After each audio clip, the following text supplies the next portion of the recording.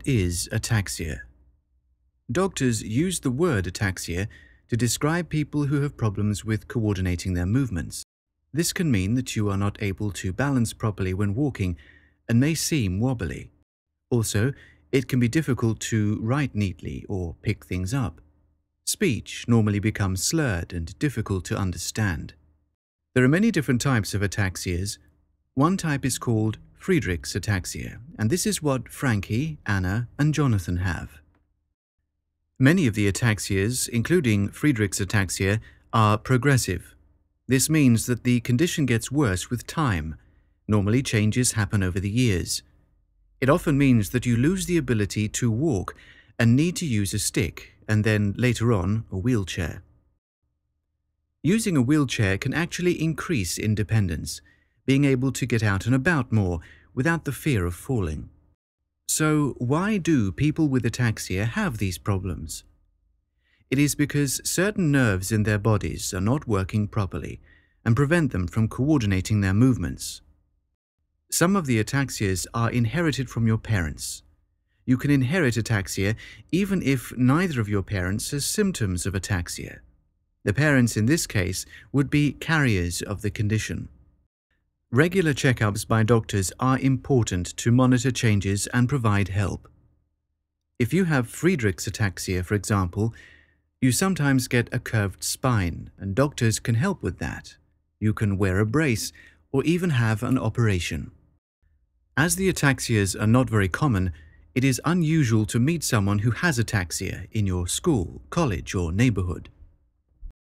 People have not generally heard of ataxia. This can be isolating, but with good support from family, friends, and doctors, there is no reason why you can't lead a fun-packed and fulfilling life. There is also a charity called ATAXIA UK that provides help for all those with ataxia. It was set up over 40 years ago by a group of parents of children with ataxia. By contacting the charity, you can join a branch in your region where you can meet many others with ataxia, share experiences, and make friends. You can keep up to date with medical advances and research. There is always someone at the end of a phone who will try and help. My name is Jonathan Kay. I'm 24 years old. I was diagnosed with Friedreich's ataxia when I was 17. I live in Manchester and Eccles in my own 2-bedroomed flat. In my own words, if someone asked me, I would say it's neurological, and it affects messages sent from the brain. The messages don't reach my hands and feet in time, so I get uncoordinated movements. When I walk, it looks like I'm extremely drunk when I walk. When I go to grab things, sometimes my hands will miss first time, and it's all uncoordinated and unsteady movements. When I first started showing symptoms of ataxia, I was at boarding school in Dover. It was a military boarding school where we had to march, and it was in the second year that I first started noticing, first started struggling with the marching. So about 13. And then I wasn't diagnosed until I was 17. And when I was first diagnosed, I always dreaded using a wheelchair because of the stigma attached to it. But the very first time that I used a wheelchair was at a music festival, and it just made the music festival 50 times better for me. I find my life just as normal, just as average as everyone else's life. Yeah, I have problems with walking, but at the end of the day, I don't think it has any bearing, because there's always ways around things. For me, I always find ways around things, so I don't actually find myself not doing stuff because I have Friedreich's ataxia. I always find a way of doing something. My passion's music. I love music.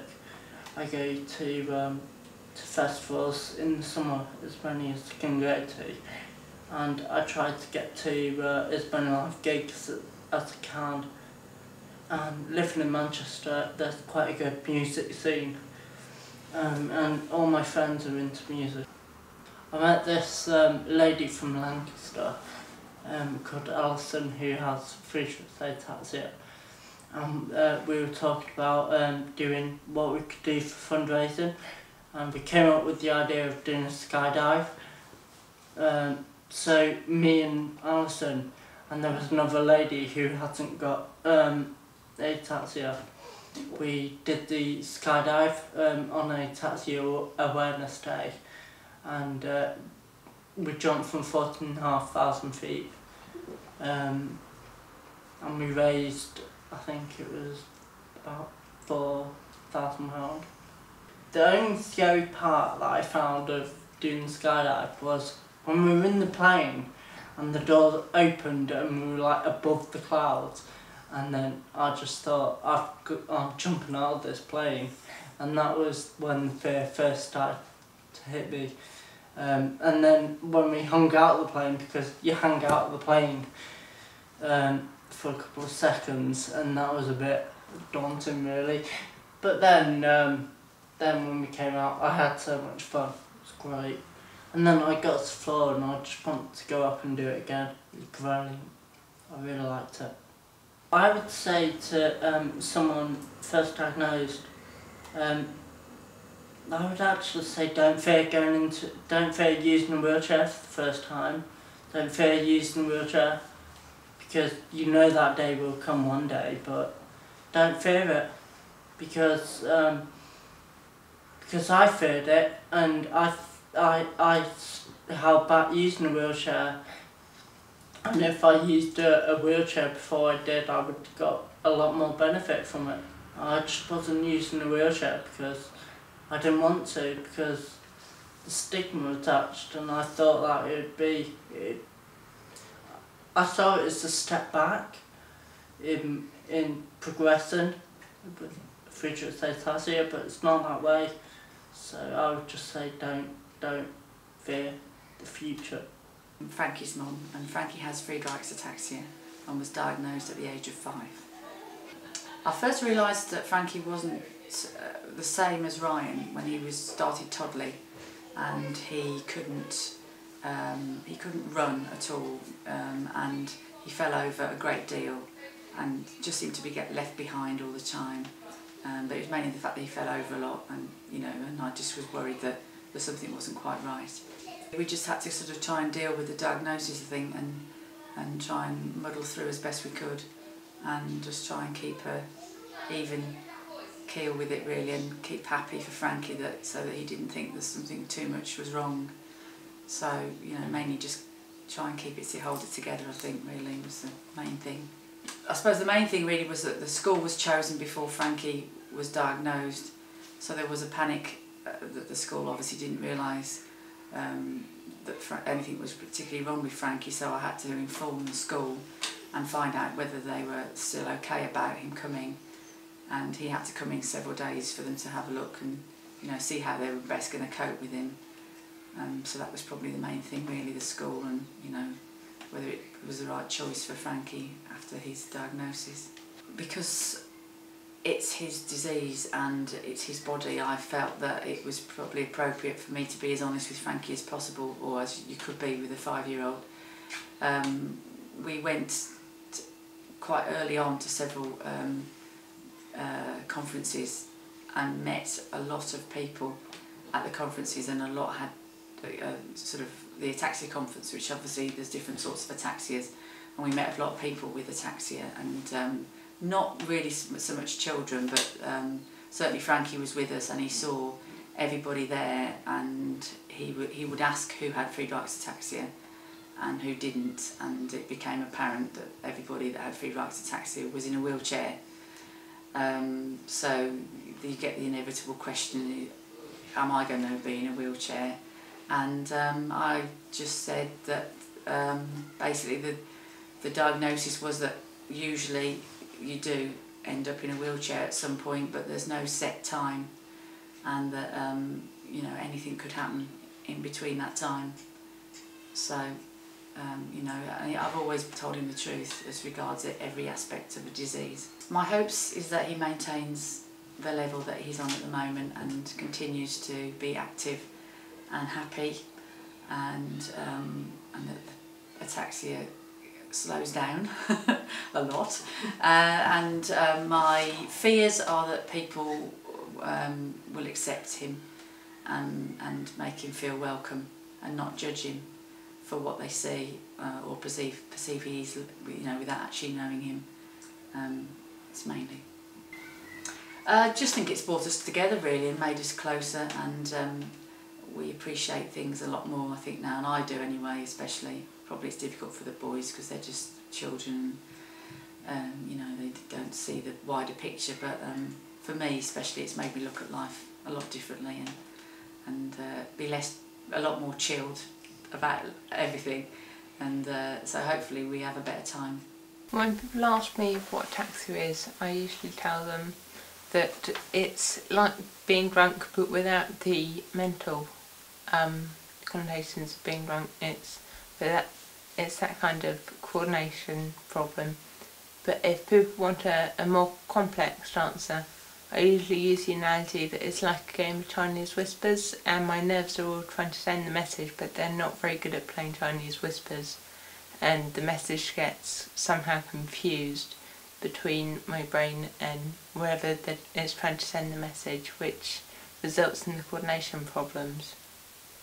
I first started showing symptoms of ataxia when I was quite young. I was 5 or 6 years old. Put it down to childhood clumsiness, and so I didn't start going to the hospital about it till I was 12 or 13, and then I wasn't diagnosed till I was 14 years old.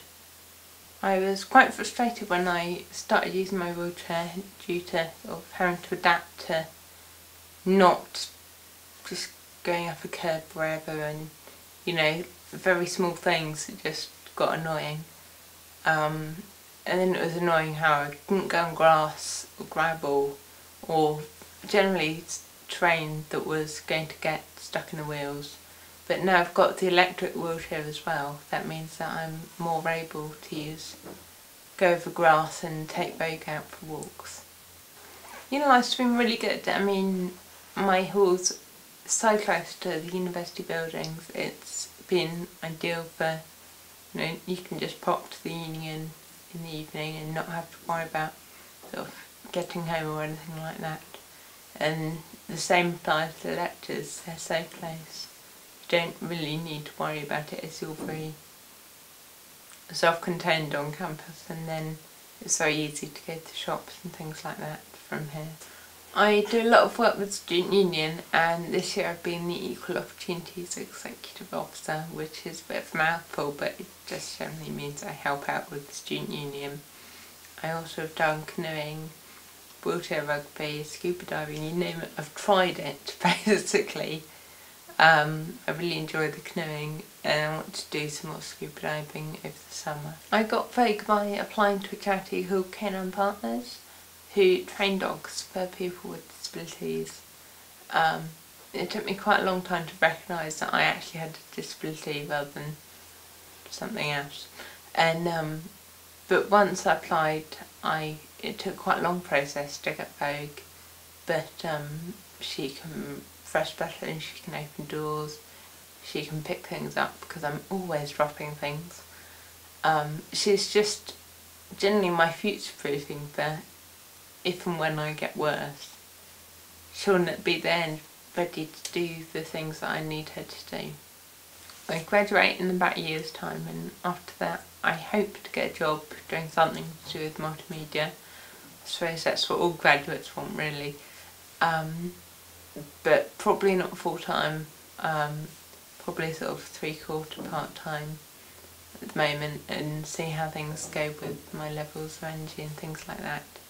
I really want to do what I've done my degree to do.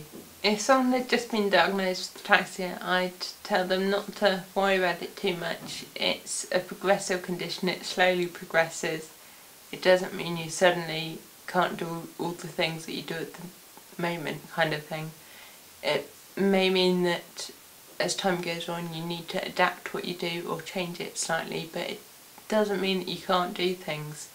You can do anything, you just wobble a bit doing it, or you need to find another way to get around doing it, but everything is possible.